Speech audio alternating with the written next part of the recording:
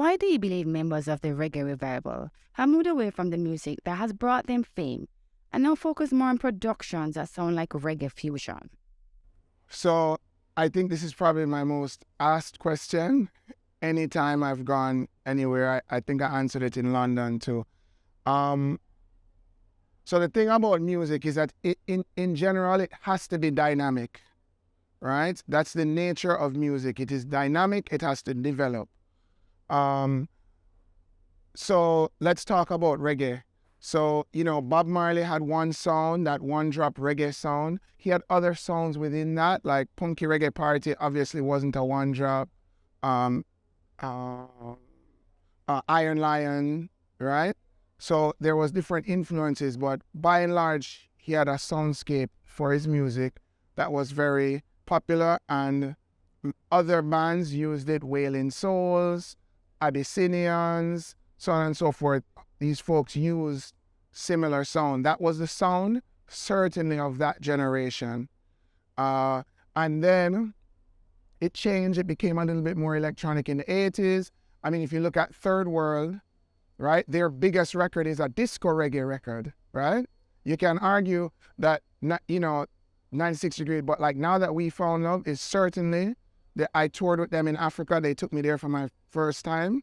So like I got to witness the impact of those records on Africans and people globally. I toured the Caribbean with them too. I did 1 or 2 shows. And so that was a sound. And then when we got into the 90s, Don Corleone really pioneered a new reggae sound. I don't think he gets enough credit.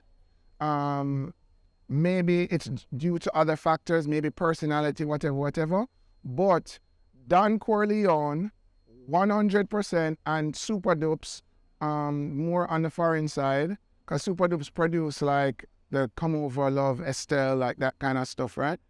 So when you look at what Don Corleone built, he built reggae for the dancehall. So he was a dancehall man that built reggae for the dancehall, right? He also helped to launch Pt. J's career and create that sound, like Rasta Love was Don Corleone, right? So obviously Pt. was involved in the production and stuff, but Don Corleone was the producer, right?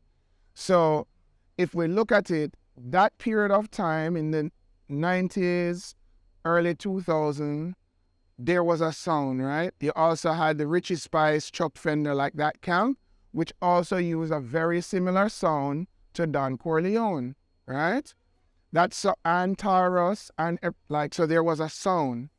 Then that sound took us all the way through to the 2000s. Fatis and Sizzla and Bobby Digital had a sound that also kind of worked with that sound. So the soundscape was similar. The songs were big. The dancehall loved them. And it was a moment in time where reggae was very popular in the dancehall. You did not go to a dance and not hear Drop Leaf Riddim and so on and so forth, right? And that's because you had a dancehall man creating reggae for the dancehall, essentially, right?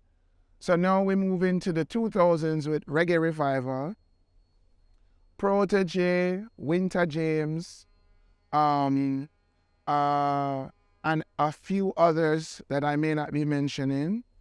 Well, I'm just up on the production side. So, like, Winta established kind of a new sound that's coming from the Stephen Marley sound, right? Because Stephen Marley is the #1 hip-hop reggae fusion. He's the boss, right? He did it first. He did it best. Chant Down Babylon is the benchmark. And every album he's done since then is the benchmark for reggae hip-hop sound. Winta is coming out of that camp. And Paul and all those other guys. But Winta really impacted with Rootsman Riddim, which is certainly, I would argue, is the most popular rhythm of the last decade, Rootsman. I play all over the world, London, Africa, United States. Anywhere you go, you can play Rootsman Riddim, and it is as popular as a Don Corleone as the drop leaf, right? So there was that sound, right? And that sound worked to launch the careers of Jesse, Janine. Rory Stonelove made his contribution to the sound of reggae in the last decade as well, with Samori and Janine. But like that launched the careers of all of those folks, right? Kabaka was working with different producers, but the sound obviously was heavily related to the Protege hip-hop reggae sound. Okay, so that sound started 2010, 11. That's over a decade ago. So now we're in a place where in order to get the next generation into reggae music, the sound has to change again because it's been a decade, right? Everything usually lasts 7 to 10 years sonically, right? Because that is a generation from when you did in third form till you go college, right? That's a generation. So now we're in a space where we're looking for the next sound. So we've tried things. We've tried the trap reggae vibes. It worked here near Lilagat where I'm coming from. Whatever, have that little trap reggae vibe, right? Protege did Hills, Chronix did Della Move, right? So we tried that. Esau did it a lot too. Runkus and them had been pioneering that from early, right? But has it been a highly successful sound? As successful as Don Corleone or as successful as Rootsman or Militancy or any of those rhythms? Probably by measures, not. Obviously the things bigger artists do are bigger. So Protege has a huge fan base, so he can make things work. And his fans will accept that. But is it a template for somebody who's 19? Maybe not. So we're at a phase now where the reggae revival artists and producers are now, I feel as though, looking for that next sound.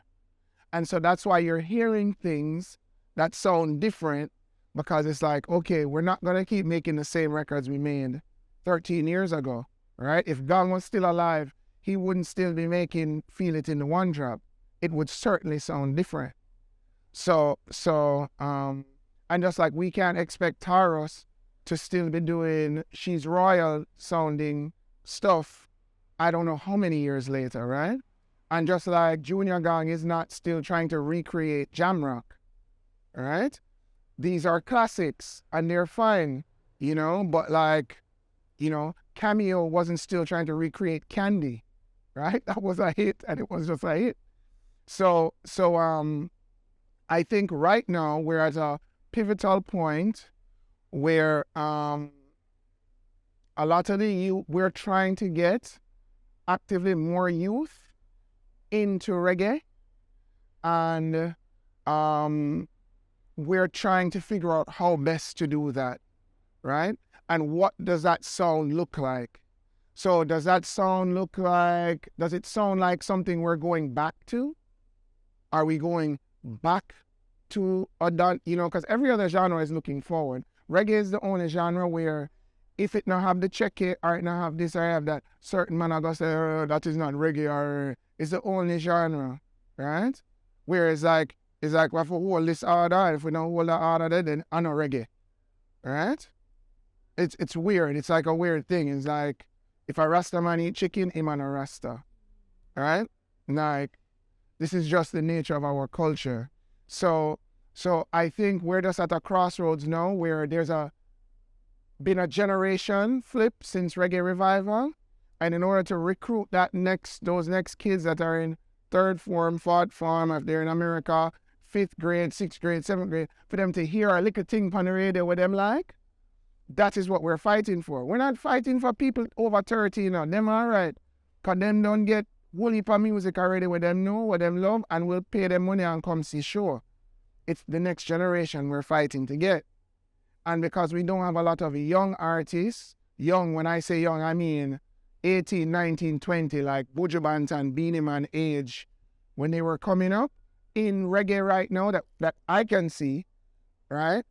The generation above is really trying to find a sound that talks to them. So that's why we tried the trap thing, because everybody's into Uzi Vert, everybody's into this, that, I mean it, you know, I have an 11-year-old son, I know exactly what he's listening to and what they're into. So you know, you try to think, I'm feeling great now, how you feeling? Really, really like that, you know? When I mean up in the hills, you know, it's like, that's the youth generation they're talking to. You're not talking to no rasta man over 40 years old.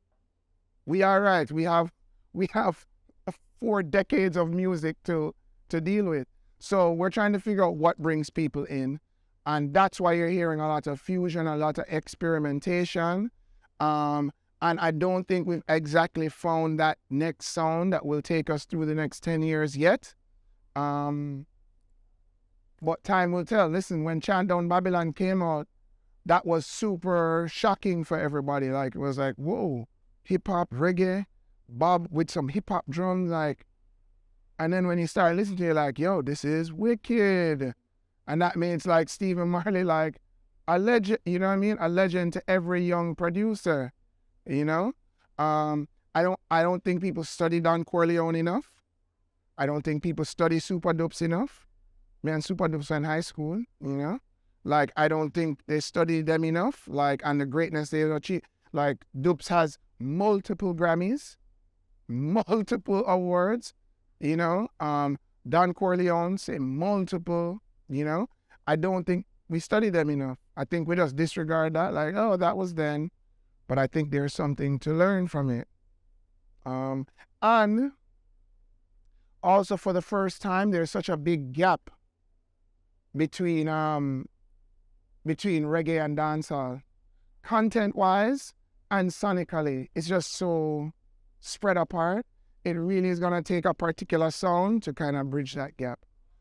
So anyways, what you're hearing is just, man, I try find the next sound.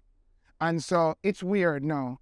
It's like when you go to a band class in high school and you them learn how to play together, even though them know how to play instrument, and it's weird. But then when you come at the end of the year at the show and all the parents are proud and everything, and the band a strike off. So this is where we're at. Even though these people are very seasoned musicians, we're still trying to find what will work, what will catch. So that's all that's happening. It's not, man, now left the sound because them want appeal to this, that. No, it was 10 years, bro. It's 10 years. So we are going to the next thing now, and we have to find a sound that work for the next 10. For make my son be like, Daddy, that sound wicked. Or your daughter be like, Mommy, that sound great, you know? Or me like that one song, you know? Like, you know how much people, herbs come around, brought into reggae music from Calibos? You know how much people, Jamrock, brought in masses of people into reggae music with Jamrock, like, and that's what it does. You know, Who Knows defines a generation of kids in Jamaica. You play Who Knows in London, here, Ethiopia. You can, I post all the receipts. You can look on my page. Who Knows, I know it defines a generation. So now we have to find that next thing. And that's the search. So, Jah willing, we find it, you know.